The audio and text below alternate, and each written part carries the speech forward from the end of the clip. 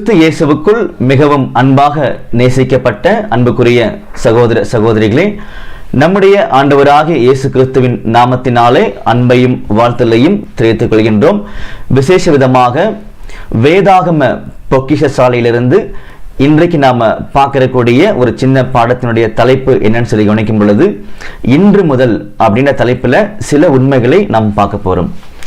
இதுக்கு பார்த்தீங்கன்னா அடிப்படையாக நம்ம எடுத்துக்கொண்ட வசனம் எங்க இருக்குன்னு சொல்லி கவனிக்கும் பொழுது, ஆகாய் எழுதின தீர்க்க தரிசன புத்தகத்தில் பார்த்தீங்கன்னா இருக்குது.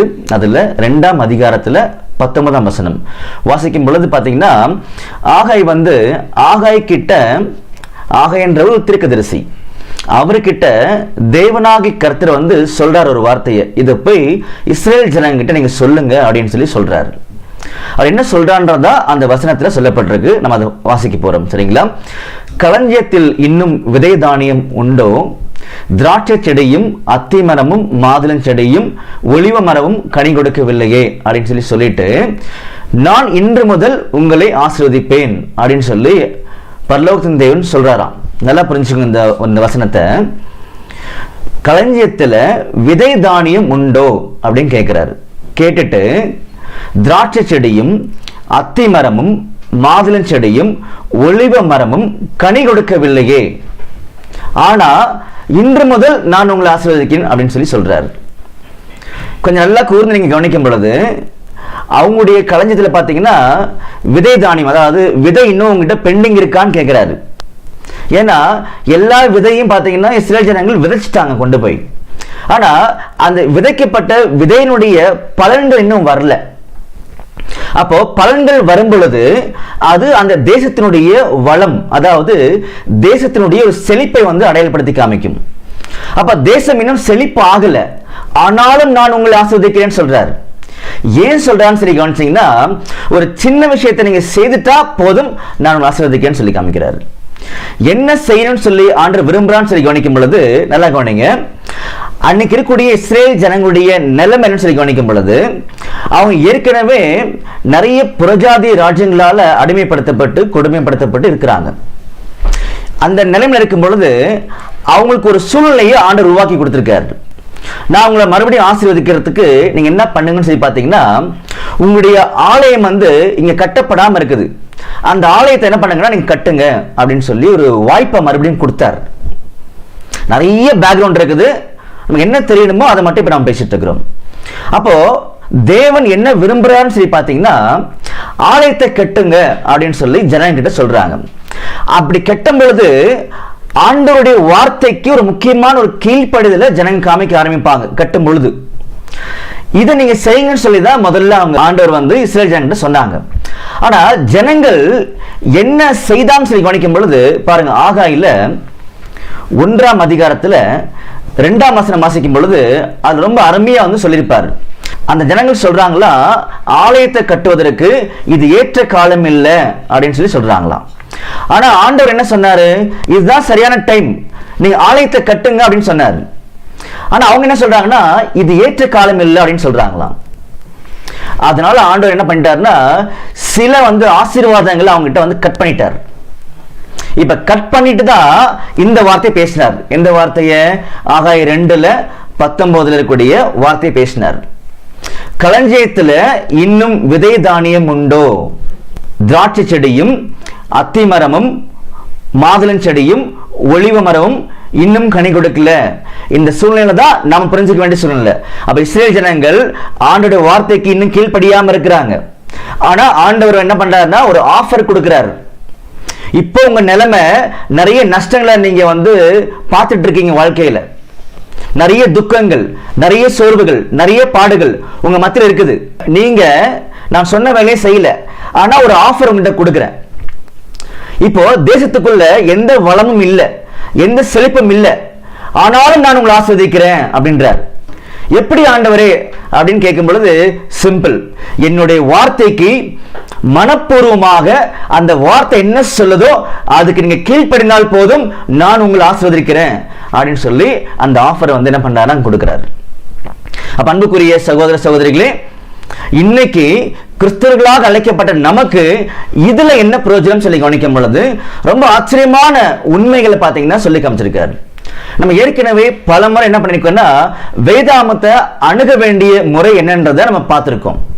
அப்படி கவனிக்கும் பொழுது இந்த வசனத்துக்குள்ளாக ஆண்டவருடைய திட்டங்களை சத்தியங்களை பார்த்தீங்கன்னா ரொம்ப அழகா வச்சிருக்காரு.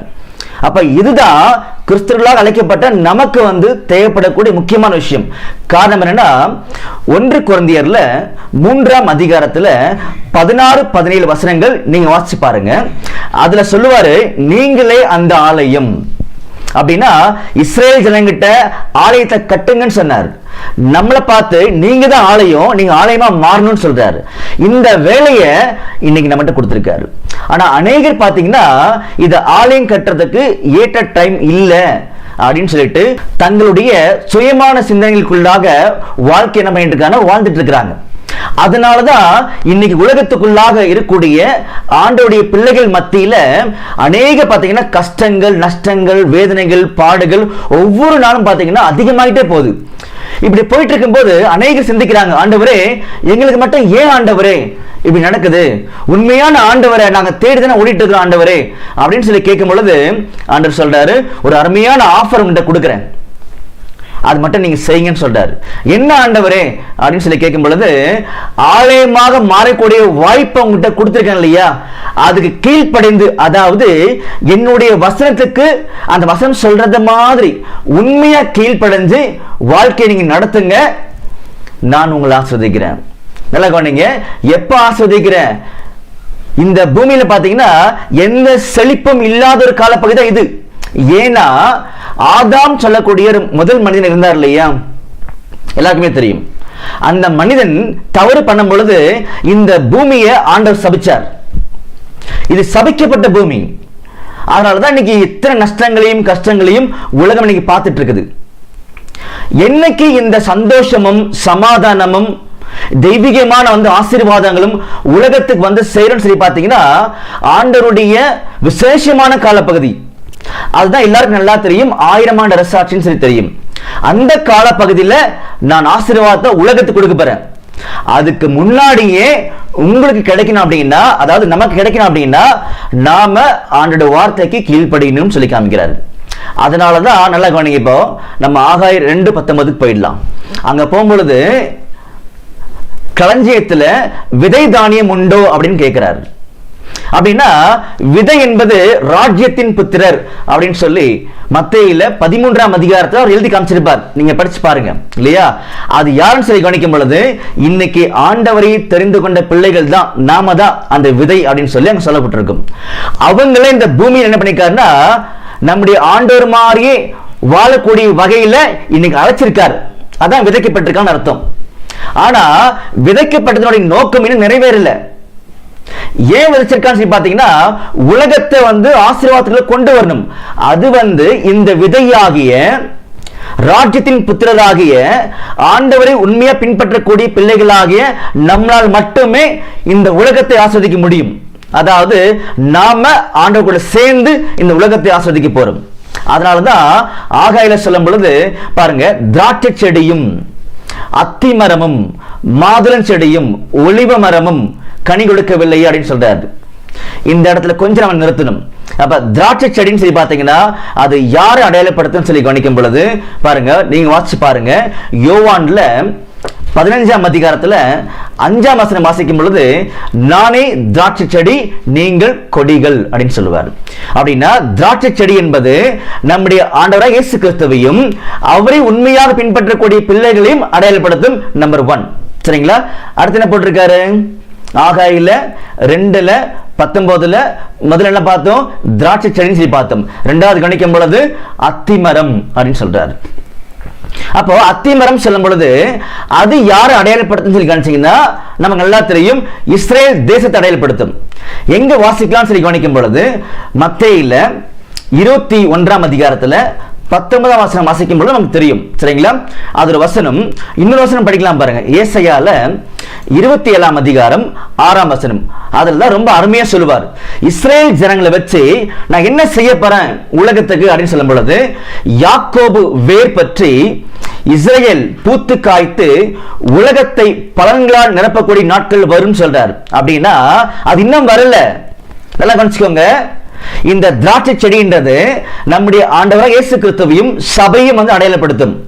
அப்போ அவங்க மூலமா வரக்கூடிய ஆசீர்வாதம் இன்னும் வரல இந்த உலகத்துக்கு, அது ராஜ்யத்தில் தான் வரும்னு சொல்றாரு. அதே மாதிரி இஸ்ரேல் ஜனங்கள் மூலமா வரக்கூடிய ஆசீர்வாதமும் உலகத்துக்கு அவருடைய ராஜ்யத்தில் வரும்னு சொல்றாரு. புரிஞ்சுங்களா? ஆனா இவர்கள் எல்லாருமே இப்பொழுது விதைக்கப்பட்டிருக்கார்கள் அப்படின்றது மட்டும் சொல்லி காமிக்கிறார். புரிஞ்சுங்களா? அடுத்தது ஆகாயில வரும் பொழுது அதே ஆகாய் 2:19 முதல் என்ன பார்த்தோம்? திராட்சை செடி, இரண்டாவது அத்திமரம் பார்த்தோம், மூன்றாவது கணிக்கும் பொழுது மாதுளம் அப்படின்னு சொல்றாரு. இந்த மாதுளம் பழம் இருக்கு இல்லையா, அப்ப இதை வச்சு ஏதோ ஒன்று சொல்ல வர்றாரு. என்ன சொல்ல வரான்னு சொல்லி கவனிக்கும் பொழுது பாருங்க, யாத்ராமத்துல 28ஆம் அதிகாரம் 33ஆம் வசனத்துல இந்த மாதுளம் பழத்தை பத்தி அங்க பேசியிருப்பாரு. அது ஆசாரனுடைய வஸ்திரத்துல இந்த மாதுளம் பாத்தீங்கன்னா இந்த ஒரு பழத்தை வந்து அவங்க தொங்க விட்டுருப்பாங்களாம். அப்ப இது ஒரு அடையாளம். சோ இதை எப்படி விசேஷமா புரிஞ்சுக்கலாம்னு சொல்லி பாத்தீங்கன்னா, இந்த மாதுளம் பழத்தை உடைச்சு பாத்தீங்கன்னா நிறைய சீட் இருக்கும், ரெட் கலர்ல இருக்கும் இல்லையா? அப்போ அந்த சிகப்பு கலர்ல இருக்கக்கூடிய அந்த ஒரு காரியம் எதை அடையாளப்படுத்துதுன்னு சொல்லி கவனிக்கும் பொழுது நம்முடைய ஆண்டவராக இயேசு கிறிஸ்துவினுடைய விலையேறப்பட்ட ரத்தம். அதான் பாத்தீங்கன்னா அவர் செலுத்தின பலி. அப்போ அவர் செலுத்தின பலியினுடைய ஆசீர்வாதங்கள் 1000 ஆண்டு சாட்சியில தான் உலகத்துக்கு கிடைக்க போகுது. புரிஞ்சுங்களா? அதனாலதான் 1 பேதுருல 1ஆம் அதிகாரத்துல 19ஆம் வசனத்துல ரொம்ப தெளிவா சொல்லி காமிச்சார். குற்றமில்லாத மாசற்ற ஆட்டுக்குட்டி நம்முடைய இயேசு கிறிஸ்து அவருடைய ரத்தத்தின் மூலமாக தான் எல்லாரும் கழுவப்படுவார்னு சொல்லி காமிச்சார். அந்த கழுவப்படுதல் உலகத்துக்கு 1000 ஆண்டு சாட்சியில் தான் வரும். இப்ப நல்லா கரெக்டா கவனிச்சுட்டு வாங்க, சரிங்களா? அடுத்தது 4வது பாத்தீங்கன்னா அங்க வந்து ஒலிவ மரம் அப்படின்னு சொல்லி அங்க பேசியிருப்பாரு. அப்ப இந்த ஒலிவ மரம் யார் அடையாளப்படுத்துதுன்னு சொல்லி கவனிக்கும் பொழுது நிறைய அடையாளங்கள் வேதாந்தத்துக்குள்ள இருக்குது. ஆனா ஒரு சின்ன பாயிண்ட் தெளிவாக கவனிக்கலாம். இந்த ஒலிவ மரம் பழைய ஏற்பாட்டு காலத்துல ரொம்ப விசுவாசமாக உண்மையா வாழ்ந்த ஆண்டவருடைய பிள்ளைகளை அடையாளப்படுத்தும். அதனால பாத்தீங்கன்னா எபிரேயர் 11ஆம் அதிகாரத்துல விசுவாச வீரர்களை பத்தி பேசியிருப்பாங்க. புரிஞ்சுங்களா? அப்படின்னா 1000 ஆண்டு அரசாட்சியில பழைய ஏற்பாட்டு காலத்துல வாழ்ந்த பரிசுத்தவான்கள் இருக்காங்க இல்லையா? பாருங்க, உதாரணத்துக்கு மத்தேயில 8ஆம் அதிகாரத்துல 11ஆம் வசனம் வாசிக்கும் பொழுது, அநேகர் கிழக்கிலும் மேற்கிலும் இருந்து வந்து பரலோக ராஜ்யத்தில் ஆபிரகாம், ஈசாக்கு, யாக்கோபோடு உட்கார்ந்து பந்திருப்பாங்க அப்படின்னு சொல்றாரு. இந்த ஆபிரகாம், ஈசாக்கு, யாக்கோபு இவங்க எல்லாம் பாத்தீங்கன்னா பழைய ஏற்பாட்டு காலத்துல வாழ்ந்த முக்கியமான பரிசுத்தவான்கள். அப்ப இவங்க மூலமாக ஆசீர்வாதம் உலகத்துக்கு வரப்போகுதுன்னு சொல்லி காமிக்கிறார். அப்ப அன்புக்குரிய சகோதரர்களே நல்லா புரிஞ்சுக்கோங்க. இன்னைக்கு நம்ம பார்க்கக்கூடிய பாடத்துல ஆகாய் 2:19 இஸ்ரேல் ஜனங்களுக்கு சொன்னாரு, உங்களுடைய களஞ்சியத்துல தானியம் இருக்குதா? இல்ல, ஏன்னா நீங்க எல்லாத்தையும் விதைச்சிட்டீங்க. முதல்ல அதோட பலன் இன்னும் வரல. அந்த பலன் வரத்துக்கு முன்னாடியே நான் ஆசீர்வதிக்கிறவங்கள ஒன்னே ஒண்ணு மட்டும் செய்யுங்கன்னு சொன்னாரு. என்னுடைய வசனத்துக்கு உண்மையா கீழ்ப்படிஞ்சா மட்டும் போதும்னு சொன்னாரு. புரிஞ்சுங்களா? அப்ப தேசத்துல எந்த செழிப்பும் உண்டாகிறதுக்கு முன்னாடியே நான் உங்களை ஆசீர்வதிப்பேன், கீழ்ப்படிஞ்சா மட்டும் போதும்னார். அதே மாதிரிதான் இன்னைக்கு கிறிஸ்தவர்களாக அழைக்கப்பட்ட நாம வந்து 1000 ஆண்டு அரசாட்சியில ஒட்டுமொத்த உலகமும் மிகப்பெரிய ஆசீர்வாதத்தை பெற்றுக்கொள்ள போறாங்க. அது என்ன ஆசீர்வாதம் பாருங்க, ரோமர்ல 14ஆம் அதிகாரத்துல 17ஆம் வசனம் வாசிக்கும் பொழுது, தேவனுடைய ராஜ்யம் புசிப்பும் குடிப்பும் அல்ல, அது நீதியும் சமாதானமும் பரிசுத்த ஆவியினால் உண்டாகும் சந்தோஷம் அப்படின்னு சொல்லி காமிக்கிறார். அப்போ இந்த 3 காரியத்தை தான் ஒட்டுமொத்த உலகமே 1000 ஆண்டு சாட்சியில பெற்றுக்கொள்ள போறாங்க. எதை? நீதி, சமாதானம், சந்தோஷம். இந்த 3மே இன்னைக்கு நமக்கு கிடைக்க போகுது. எப்ப கிடைக்கும்? எப்ப கிடைக்கும் அப்படின்னா நாம பரிபூர்ணமாக அவருடைய வசனத்தை கீழ்ப்படிஞ்சா மட்டுமே கிடைக்கும், வேற எந்த வகையும் கிடைக்காது. அப்ப கிறிஸ்தவர்களுக்கு மிகப்பெரிய ஆசீர்வாதம் இன்று முதல் இப்பவுமே ஆசீர்வதிக்கிறேன். என்ன பண்ணுங்கன்னா என்னுடைய வசனத்துக்கு உண்மையா கீழ்ப்படிங்க. அப்படி கீழ்ப்படியும் பொழுது உங்களுக்கு நீதி கிடைக்கும், உங்களுக்கு சமாதானம் கிடைக்கும், சந்தோஷம் கிடைக்கும். புரிஞ்சுங்களா? அப்ப அன்புக்குரிய சகோதர சகோதரிகளே, நாம் தொடர்ந்து ஆண்டவருடைய வார்த்தைக்கு கீழ்ப்படிஞ்சு அவர் கொடுக்கிறேன்னு சொல்லக்கூடிய அந்த ஆசீர்வாதங்களை பெற்றுக்கொள்ள ஆண்டவர் தாமே ஆசீர்வதிப்பாராக. ஆமென்.